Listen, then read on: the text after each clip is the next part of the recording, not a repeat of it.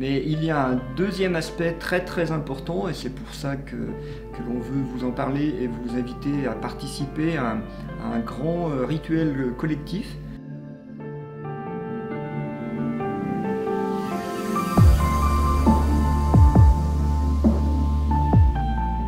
Bonjour à tous et à toutes. Bonjour. Alors nous sommes le... Quel jour déjà? Nous sommes le mercredi 11 novembre. Mercredi 11 novembre. Ben, une date marquante pour tout le monde. Aujourd'hui, nous avons testé ce qui se passe dans notre intimité, dans notre appartement. En fait, ce qui s'est passé, c'est que j'ai pas dormi de la nuit, donc je me réveille pour vous le dire, voilà.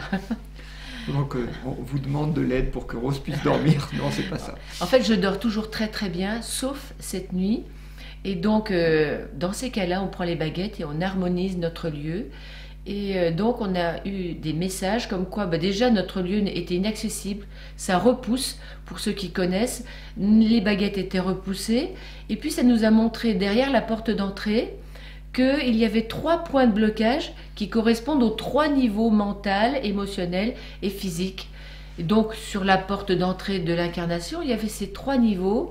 Et c'était étonnamment des tuyaux. Des liens avec les grands schémas de pensée qu'on a déjà abordés tous les deux en vous parlant des 3 cadavres. Le vieux bleu pour la tête, la demoiselle blanche pour le cœur, et puis le cadavre sanglant pour le ventre. Donc le vieux bleu, moi je précise quand même, parce que peut-être que tout le monde ne connaît pas ou ne s'en souvient pas, c'est toutes les pensées dérangeantes qui sont dans notre tête, et qui accentue souvent ce qui va mal. En gros, on peut dire actuellement, collectivement, ce sont tous les scientifiques qui se battent pour savoir qui a raison. La demoiselle blanche, ce sont tous les politiques qui nous font passer des mesures de restriction de liberté de nos âmes, pas pour des raisons soi-disant de bien, c'est pour le bien.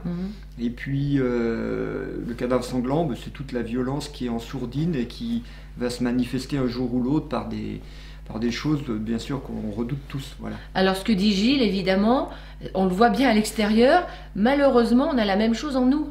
Tout ce qui tourne en pensée, c'est ce que je voulais dire, toutes vos pensées qui tournent et qui ne trouvent pas d'issue, qui vous emmènent dans des pays de tristesse et de désolation. Je ne sais pas comment faire, je ne vois pas d'issue. Ça pourrait être ça, et puis des pensées obsessionnelles qui vous embêtent dans la tête et qui tournent en rond. Là, au niveau du cœur, des émotions qui ne sont pas normales, qui sont excessives, et qui sont dans la culpabilisation, c'est l'autre le coupable ou c'est moi, vous voyez. Et puis en bas, dans la zone du physique, on est faible. Et puis, qu'est-ce qu'on pourrait dire individuellement? C'est les pulsions de colère. Les pulsions de colère, oui, qui amènent à se détruire ou à détruire les autres, quelque chose qui n'est pas de l'ordre de la vie. Et donc là, derrière notre porte d'entrée, donc à l'entrée de l'incarnation, il y a 3 tuyaux, 3 points qui correspondent à ces niveaux-là, qui sont reliés à ces formes énergétiques qui nous obsèdent, on pourrait dire, qui peuvent obséder l'humanité en ce moment. Donc on pourrait penser que si nous on a ça, bon bien sûr c'est parce qu'on est un peu branché, on va dire, mais on peut penser que tout le monde est branché comme ça, puisqu'il s'agit d'un égrégore, donc un amas de pensées individuelles qui fait un amas collectif. Le problème c'est quand on se branche sur des égrégores, non seulement on perd un peu de son libre arbitre, et on est influencé par ces pensées-là, mais en plus, ça peut nous envahir jusqu'au point où on perd la maîtrise de soi. Donc c'est ce qui est un peu en train de se passer collectivement, où on voit plein de gens qui paniquent en fait. Ou donc qui paniquent, ou qui dépriment, ou qui font des burn-out.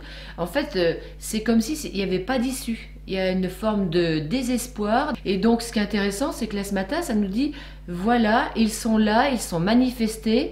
Et donc, quand le problème est là, nous on le sait, vous le savez aussi, c'est que la solution est de l'autre côté et émerge. Donc, c'était une bonne nouvelle, même si j'ai très peu dormi. Donc la solution, pour nous, ça nous l'a montré tout de suite, c'est d'être en amour. C'est-à-dire que, par exemple, féminin, masculin, d'être en amour sur ces 3 niveaux, d'être relié sur ces 3 niveaux pour que ça se calme. Chacun pour soi, on peut le faire aussi en méditant, en étant tout simplement centré dans le cœur et en rayonnant de la gratitude. Ça, c'est l'aspect de ce que chacun l'on peut faire pour intervenir sur cet égrégore et le dégonfler et le transformer. Il y avait aussi quand même, juste derrière la porte, Gilles, ça l'a mis face à moi, mais son épaule droite collée à la porte, et moi, mon épaule gauche collée à la porte, et l'un face à l'autre, exactement comme ça, vous voyez? Et donc, c'est comme si on représentait à l'incarnation le père et la mère, le yin et le yang qui créent la vie. Et en fait, tout ce que nous avons créé depuis le début de notre vie, depuis le début de notre rencontre ou depuis l'origine de l'humanité, en fait, c'est quelque chose qui est là pour nous éveiller. Et même si ça semble mal, faire partie du mal, j'aurais pas dû faire ça, c'est notre création et quand on la met en dehors, on s'en coupe par culpabilité, par non-conscience que c'est important et que dedans il y a un enseignement. Et donc, on se coupe de notre bébé. Nous créons des choses à deux et on se coupe de ce potentiel-là alors qu'on devrait dire j'accepte d'avoir créé ça, on accepte d'avoir créé ça, qu'est-ce que ça va nous enseigner? Et si on dit non, en fait on se coupe énormément, enfin on est très très loin de la conscience. Alors ça c'est le premier aspect, mais il y a un deuxième aspect très très important et c'est pour ça que l'on veut vous en parler et vous inviter à participer à un grand rituel collectif. Parce que derrière cet égrégore, une fois qu'on a harmonisé notre appartement, on trouve encore une trace de quelque chose qui ressemble à des âmes bloquées.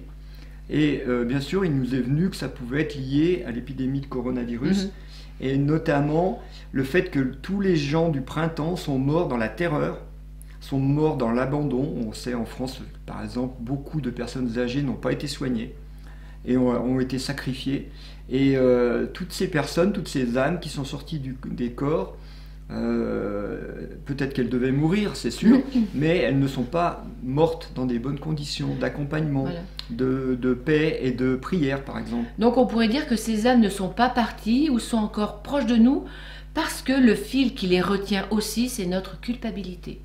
Notre culpabilité à tous de n'avoir pas pu faire ce qu'il fallait, pas fait ce qu'il fallait, mais mal géré, la crise, voilà. Donc la culpabilité fait que on leur a pas dit au revoir dans de bonnes conditions, et donc il serait bon de faire un rituel tous ensemble, c'est ce que la vie nous a donné, pour pouvoir libérer toute cette masse de culpabilité qui renforce la masse de peur, et donc qui nous plombe encore plus en ce moment, qui empêche le nouveau de sortir. Oui, ça empêche le nouveau d'arriver, puis surtout ça continue à activer les mêmes peurs paniques chez les gens qui ont une étiquette marquée Covid ou cas contact ou je sais pas quoi. Tout ce qui est étiqueté avec ce mot-là actuellement relie bien sûr à de la peur, mais relie aussi à des gens qui sont morts et qui n'ont pas digéré cette information, qui ne sont pas en paix en fait, tout simplement. Donc comme on vous avait proposé il y a quelques années de faire un rituel sur les âmes qui étaient bloquées liées au mot nazisme, on vous propose de faire un rituel pour toutes les âmes dont la mort est liée au mot Covid. Et donc la date, ce que la vie nous a donné, c'est vendredi 13 novembre, et pas aujourd'hui le 11, mais ce sera vendredi 13 novembre à 15h45. Si vous pouvez tous vous relier, peut-être en allumant une bougie, parce que c'est le symbole du feu aussi, et on s'en sert dans les rituels pour aider les âmes à s'élever, à s'expanser aussi, parce qu'elles vont vers le Père, mais le Père étant le symbole du soleil.